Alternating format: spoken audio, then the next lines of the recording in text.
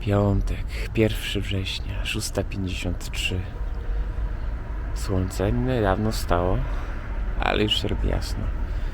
Nic nie pada. Może będzie fajny, ciepły dzień.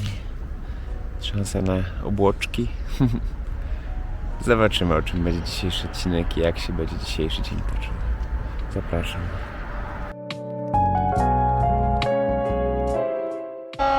Jeszcze się strażacy grupują. Czy jeszcze już? Albo w sumie po prostu 12:26.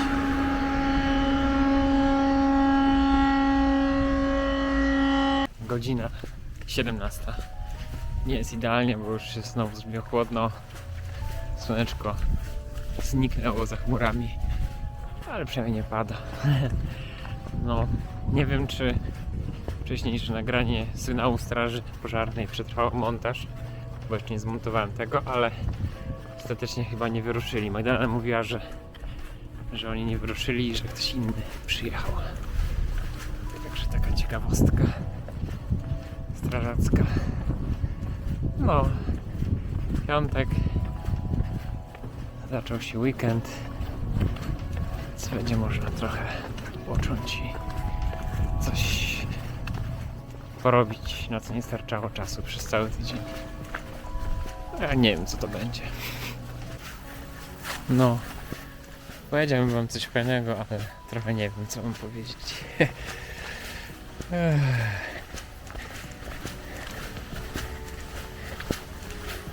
Nic szczególnego się nie dzieje. No. Co ja ostatnio oglądałem? Te archetypy czytałem późniejszy artykuł właśnie o wytwarzaniu gier i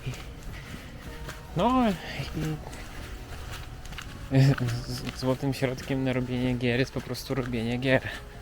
Żeby skończyć grę, musisz kończyć gry. Wow, normalnie pół roku zajęło mi odkrycie tego, co można się było intuicyjnie domyśleć. Nie no, tak na serio właśnie to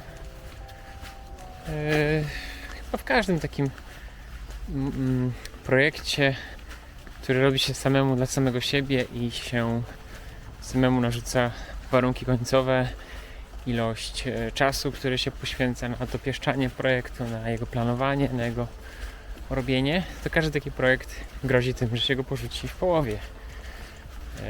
Obojętnie, czy to nie będzie malowanie obrazu, nie wiem, sadzenie roślin, spawanie jakichś konstrukcji, robienie własnych programów, szycie, cokolwiek. Jeżeli się nie robi tego z zewnętrznym przymusem, to jest ryzyko, że w pewnym momencie się stwierdzi, zrobię coś nowego, zrobię coś ciekawszego, zrobię coś lepszego. No plus jeszcze cała masa tych efektów psychologicznych, że przekonujemy siebie, że decyzja, którą podjęliśmy na początku, nie była dobra, więc teraz jak podejmę decyzję, to będzie lepsza. Czyli coś innego uszyję, jakieś inne rośliny rozsadzę, przesadzę, jakiś inny język programowania użyję i tak dalej, i tak dalej. No, nie tylko w grach, ale właśnie we wszystkich projektach. O, ale teraz się ładnie zrobiło.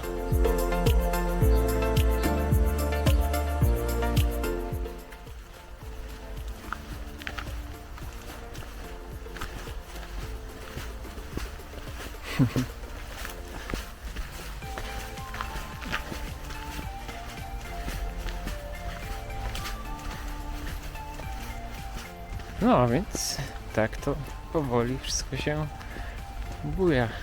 Wiadomo, jest jeszcze takie ryzyko, że też w pewnym momencie, jak się robi coś, co się nie lubi robić, to wtedy też nie warto tego ciągnąć w nieskończoność. Na przykład jeżeli decydujemy się na naukę programowania i po roku już nam to programowanie wychodzi nosem, uszami i w ogóle nie możemy patrzeć, dostajemy drgawek, jak widzimy, edytor kodu, no to może być wskazówka, że jednak nie ciągnąć dalej tego tematu. Nie robić więcej mini projektów programistycznych, tylko jednak zająć się czymś innym. No. Tradycyjnie nie ma tutaj idealnego równania, które mówi, jak należy się zachować. ale jest taka nieformalna reguła, że jeśli się nie wie jak działać, to całkiem dobrym pomysłem jest dzielenie czasu na 5 i 4 jednostki czasu przeznaczać na eksploatację danego tematu, czyli zaciskamy zęby i ciśniemy, a 1/5 na eksplorację nowinek.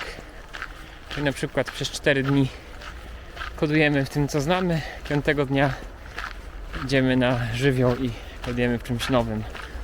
Albo 4 miesiące dłubujemy nad grą, 5 miesiąc robimy sobie przerwę i dłubujemy nad jakąś inną grą, zupełnie dziką, zupełnie inną.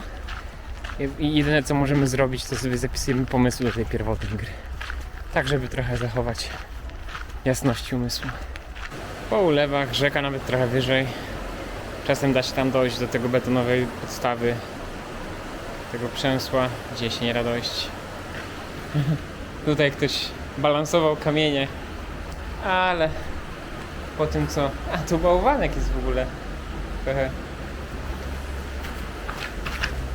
Po tym co nam Gosia pokazywała, to trochę lamerskie balansowanie, ale może ktoś jest dopiero początkujący.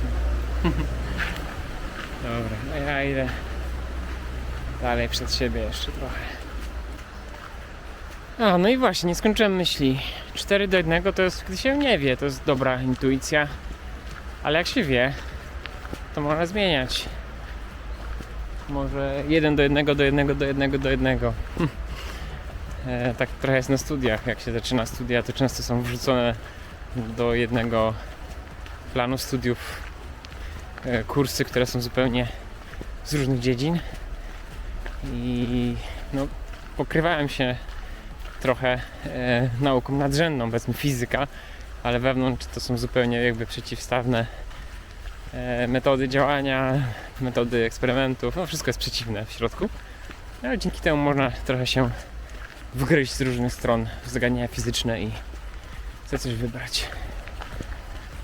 A czasami podejrzewam, może być zupełnie monotematycznie jeden temat wałkowany do upadłego. Raczej dzisiaj siebie z przyszłości i was filozofią uliczną, no ale piątek to już ciężko to jakieś większe ambicje, tylko żeby dobrze zakończyć dzień i taka antycypacja, żeby dobrze rozpocząć weekend, chociaż w sumie już jest rozpoczęty weekend, więc nie ma antycypacji, tylko już taka nieśmiałe wchodzenie w odpoczynek i zastanawianie się, czy robić jedną rzecz przez 8 godzin, czy 8 rzeczy po godzinie. Jak kiedyś mówiłem. Dobra, to na dzisiaj będzie na tyle. Nie będę już więcej tej filozofii ulicznej wymyślał na poczekaniu. Poza tym mam słuchawki, audiobooka Mieczysław Gorzka, więc Komisarz Zakrzewski, więc trzeba też trochę posłuchać sobie fajnego audiobooka.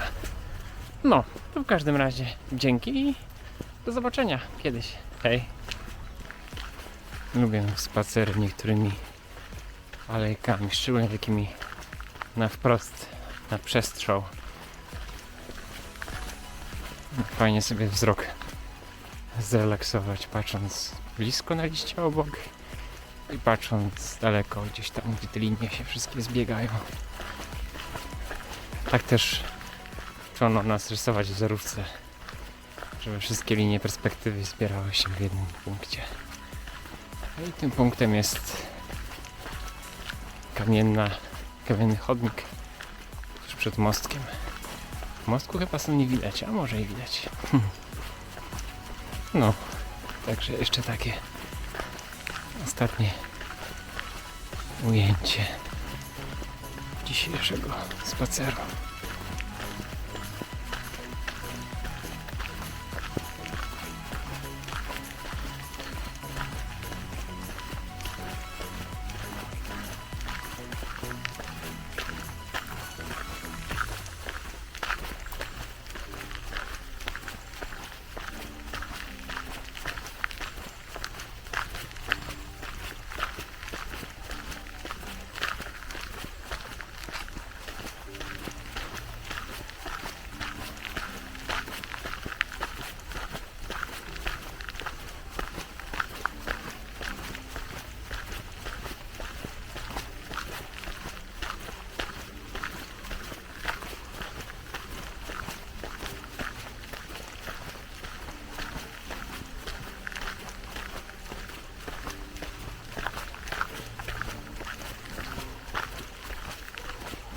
Dobra, perspektywa już się skróciła. Już nie jest tak ładnie, poza tym ktoś tam idzie. To tym razem chyba już koniec. Jadą? Jedźcie, O nie!